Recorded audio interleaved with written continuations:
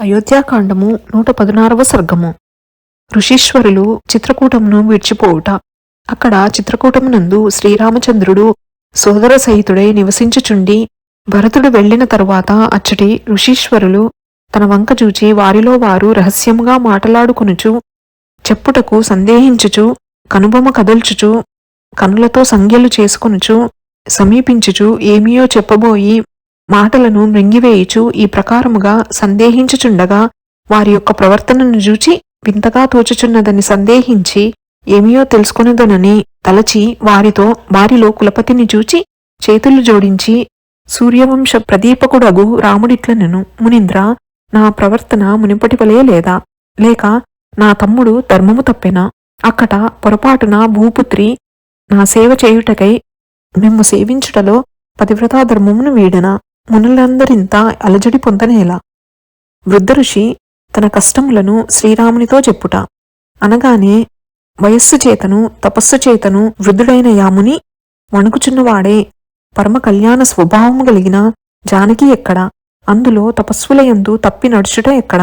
నాయనా, నిన్ను గురించియే సుమా తాపసులిట్లగుట. రాక్షస సంగముల చేత బాధింపబడి ఇట్లందరూ గుసగుసలాడుకొనుచున్నారు.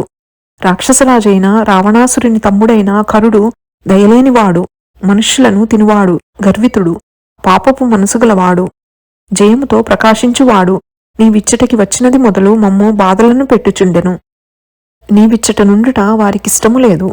మీరిచ్చటకి వచ్చినది మొదలుకొని ఎక్కువగా మునిసంగములకు పీడయునర్చుచున్నారు. హృదయమున నాటిన బాణముల వంటి వారై మిక్కిలి క్రూరమైన భయంకరమైన రూపములను ధరించి ఎల్లచోటలను పెచ్చరేగి మమ్ము హింసించుచున్నవారు ఏమని చెప్పువారము?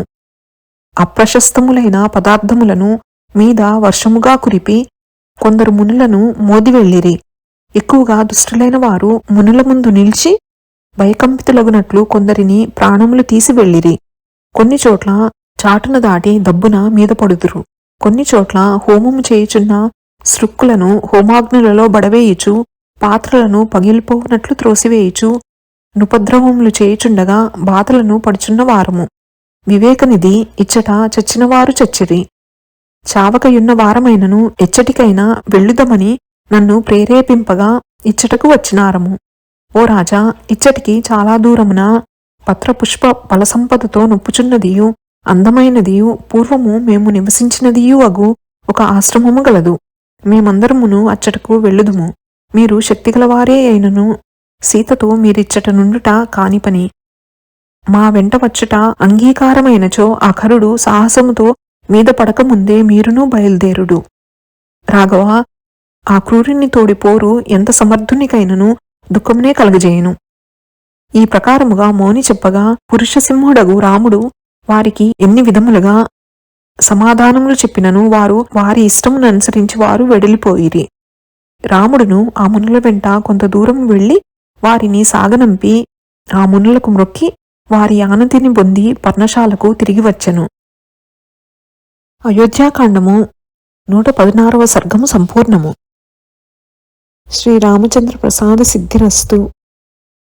శ్రీ జగన్మాతార్పణమస్తు. శ్రీ శ్రీ శ్రీ. నమోస్తు రామాయ సలక్ష్మణాయ, నమోస్తు దేవ్యై జనకాత్మజాయై, నమోస్తు వాతాత్మ భువేవరాయ, నమోస్తు వాల్మీక భవాయ తస్మై. శుభం భవతు.